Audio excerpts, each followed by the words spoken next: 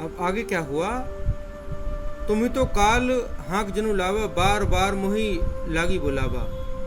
यानी लक्ष्मण जी परशुराम जी से कहते हैं कि आप तो जबरदस्ती काल को मेरे लिए बुला रहे हैं। अब आगे देखो, सुनत लखन के बचन कठोरा, परशु सुधारी धरे घन घोरा।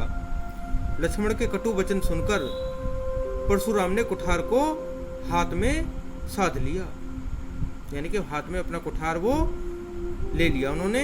अब आगे क्या कहा है उन्होंने, अब जनी देव दोसु मोहि लोगु, कटुबादी बालकु बदजोहु। यानी कि अब जितने भी यहाँ पर लोग बैठे हुए हैं, आप मुझे दोष मत देना, आप मुझे दोष मत देना। दोष किस बात का न देना, अगर जो मैं इसका वध कर दूं तो आप मुझे दोषी मत ठहराना कि आपने एक बालक का वध कर दिया। अब मुझे आप दोष मत देना।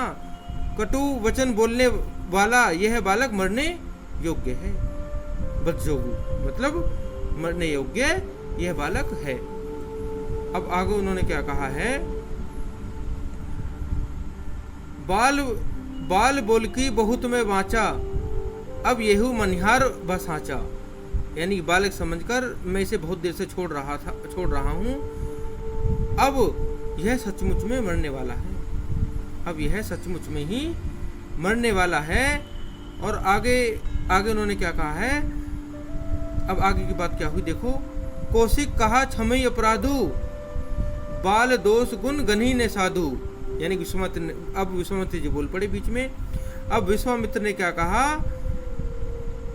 कौशिक कहा क्षमय अपराधु, किस उन्होंने कहा सज्जन यानी कि साधु बालकों के गुण दोष का महत्व नहीं देते। यानी कि साधु जो होते हैं, संत जो होते हैं, वो बच्चों के ये वो बालकों के गुण दोषों को नहीं देखते।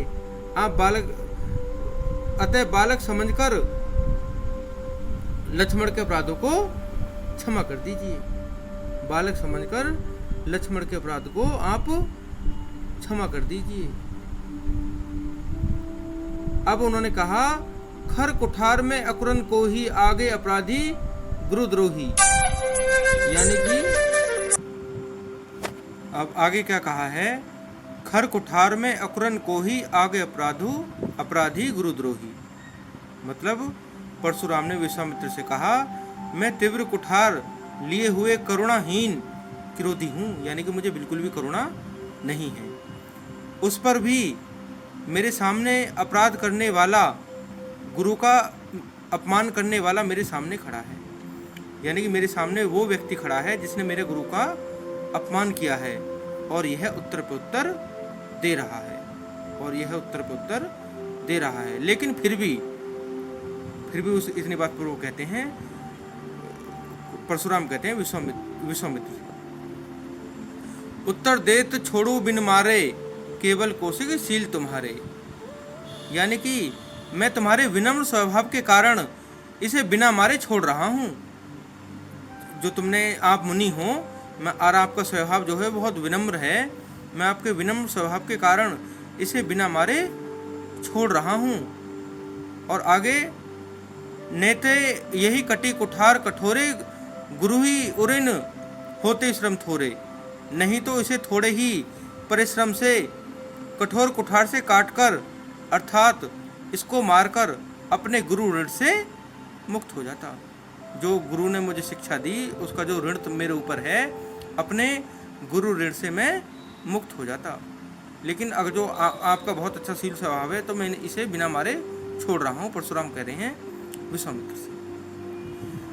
गादी सुनु कहे हृदय हसी मुनि, हरिहरे सूज, ऐ में खाण ने उख में अजू ने बूझ अबूझ। मतलब परशुराम के वचन सुन विश्वामित्र जी मन ही मन प्रसन्न होने लगे।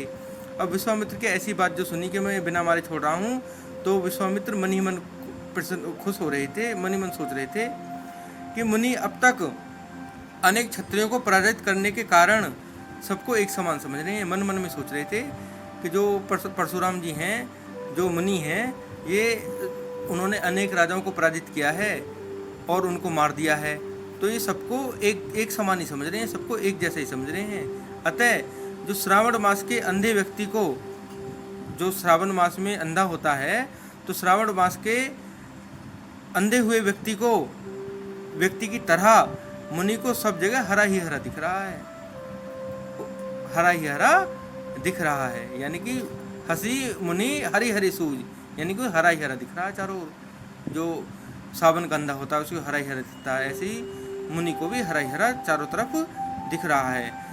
तो अब नीचे वाली लाइन का अर्थ है, ये लोहे से बनी खड़ग को गन्ने से बनी खांड समझकर नासमझ बने हुए हैं। अब लास्ट वाला जो पैरा है उसका अर्थ हम अभी आपको बताएं।